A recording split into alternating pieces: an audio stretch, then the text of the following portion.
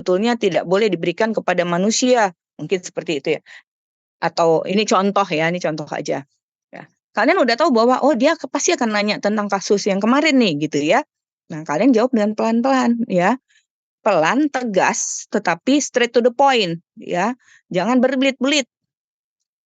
Itu yang diharapkan, jawaban yang straight to the point aja. Kembali lagi, karena kalian bukan sedang ngobrol dengan teman di teras rumah, tetapi sedang berada di sebuah tempat atau suatu kondisi yang berkejaran dengan waktu atau dengan durasi yang sangat diperhitungkan. Nah, kemudian kita juga harus selalu ingat, siapa sih target audiens saya? Kalau target audiens ketika wawancara ini dilakukan di katakanlah di Metro TV, mungkin nggak sama dengan yang ada di Kompas. Mungkin Metro TV orangnya levelnya lebih tinggi sedikit dari segi latar belakang pendidikan. Ya, karena itu bahasa saya mungkin nggak usah harus yang seperti ini. Saya lebih baik gunakan kata yang seperti ini. Contoh yang saya berikan jangan saya kasih contoh. Ibaratnya gini, saya nggak usah kasih contoh sepatu itu apa namanya sepatu Adidas. Saya kasih contoh sepatu New Balance aja atau sepatu Bata gitu contoh gitu ya. Saya nggak usah kasih contoh makanannya steak. Saya cukup kasih contoh makanannya ketoprak. Jadi itu menganalogikan bahwa kalian mengenal siapa yang menjadi target audiens kalian. Target audiens utama ya maksud Mbak Mel. Kemudian kan berikan jawaban dalam perspektif audiens. Tempatkan diri kalian itu sebagai orang atau penonton yang ingin mendapatkan jawaban dari orang yang hadir untuk diinterview, ya. Jadi lihat dari sudut pandang si audiens. Pilih kata-kata dengan hati-hati, kemudian manusiakan jawaban dengan berikan sedikit sentuhan personifikasi diri sendiri untuk mewakili perusahaan. Pastikan jawaban yang diberikan mendukung branding perusahaan kita. Fokus dan perhatikan aspek konsistensi dalam setiap jawaban kita. Nggak perlu malu kalau kita tidak mengetahui secara detail jawaban atas pertanyaannya. Jangan menebak-nebak, jangan berspekulasi, tapi sampaikan kalau saya tidak salah. Ini berkisar, jadi kita menggunakan kata kisaran, berkisar, atau berada di range dari X ke Y, seperti itu. Jadi, tapi jangan memberikan data yang salah dengan menebak-nebak atau berspekulasi.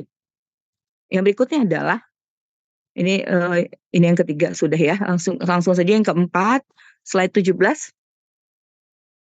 Slide ke-17. Ya, hindari jawaban dengan menyebut misalnya sesungguhnya atau sejujurnya nih, Mas, sebenarnya Mbak, gitu. Jangan. Kalau kata-kata itu dipergunakan sama dengan kita berbicara dengan teman ya. Kalau teman kita bilang, sejujurnya nih ya, kita jadi ini apa orang sering ngomong nggak jujur sehingga dia memberikan penekanan pada kata sejujurnya atau sesungguhnya atau sebenarnya itu nggak penting sekali untuk dipergunakan ya. Kemudian pahami bahwa kadangkala si reporter memulai pertanyaan dengan opini ya. Ini memang walaupun dianjurkan seorang jurnalis tidak boleh menyampaikan opini ya. Tetapi memang inilah yang terjadi di lapangan. Mereka biasanya mengajukannya dengan memulai opini yang negatif tentang perusahaan atau sesuatu yang sangat pribadi sekali terkait dari diri seorang spokesperson tadi. Nah, untuk itu kita harus tetap menjaga emosi ya. Jadi harus tetap tenang karena kan kita sudah mempersiapkan sebelumnya.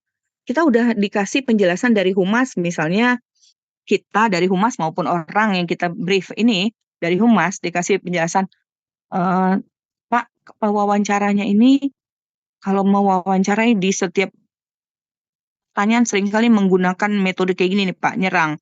Dia sering menggunakan kata seolah-olah berempati pada kita Pak, tapi ujungnya dia nyelkit tuh Pak pertanyaannya di ujung. Bapak bisa kejebak di situ. Kita mempersiapkan. Jadi kita sampaikan bahwa Pak kalau memberi jawaban yang realistis aja ya. Karena nanti dia bisa tiba-tiba ngebom dengan pertanyaan yang tidak terduga dan Bapak nanti bingung mau jawab atau ibu nanti dikondisikan akan kaget dengan pertanyaannya gitu mungkin ya. Kemudian jangan underestimate inteligensia dari penonton atau audiens kita ya. tetapi juga kita nggak boleh overestimate terhadap pengetahuan mereka. Jadi nggak boleh underestimate, nggak boleh overestimate. Kalau gitu gimana? Ya kita ya anggap mereka sama dengan kita. Ya, mereka tuh ada di level yang sama dengan kita. Oke, ini ini bisa kalian baca. Kita lanjutkan. Ini semua tentang yang no comment dan selanjutnya langsung ke slide nomor 25. Nomor 25. Ini bisa dibaca selebihnya ya. Nah, kita diminta untuk setelah melakukan interview atau ketika hampir menjelang interview kita habis biasanya ya, kita juga disarankan menghindari jawaban-jawaban no comment. Ya, kalau ditanya, "Aduh, no comment deh soal itu." Waduh, itu bukan kapasitas saya untuk menjawab. Lah, Anda di situ kan humas, ya kan? Jadi jangan bilang bukan kapasitas saya, tapi tinggal dijawab aja. Untuk hal ini saya harus berkoordinasi dengan pimpinan. Nanti saya akan memberikan jawaban kepada Anda, gitu. Atau kalau kita udah males mau komen ya, kita tinggal jawab contoh seperti di sini ya. Pertanyaan yang kurang pantas. Misalnya mengenai masalah politis, sosial, agama, atau isu lain yang berkaitan dengan kelompok publik tertentu, perusahaan kita bilang aja, perusahaan kami tidak memiliki posisi apapun terhadap isu tersebut. Atau kita bilang, perusahaan kami bergerak di bidang telekomunikasi, Pak, bukan bergerak di bidang keagamaan. Jadi itu bukan area kami, bukan daerah saya, bukan daerah atau wilayah atau area yang bisa saya berikan jawaban karena kami tidak di area tersebut. Kami bermainnya di bidang telekomunikasi.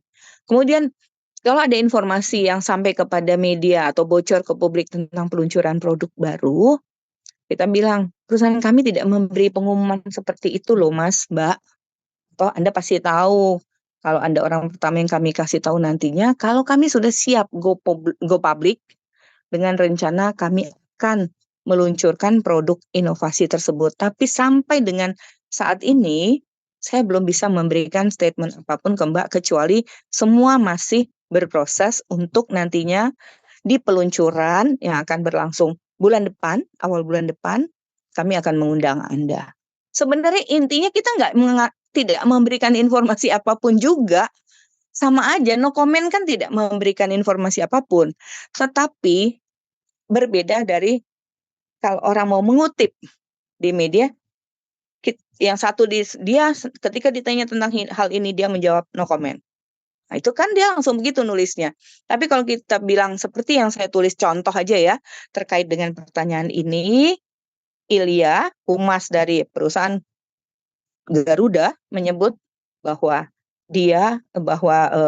jika nanti riset atau inovasi atau pesawat terbaru dari Airbus sekian ini sudah sampai mendarat di Soekarno-Hatta dengan layanan yang sampai sekarang belum bisa kami peroleh. Ini akan diberikan layanan penerbangan kemana? Dia hanya menjelaskan bahwa ini nantinya akan mengundang media pada awal minggu depan. Udah, dia ada mengutip, ada statement. Jadi tidak hanya menyebut no comment gitu loh. Itu maksudnya. Jadi jangan pernah menjawab no comment tadi. Oke, saya pikir sore ini sampai di sini. Kita break 10 menit, nanti kita masuk ke komunikasi antar budaya ya. Oke, Mbak. Oke, tadi sudah saya Baik, Mbak. share. Tadi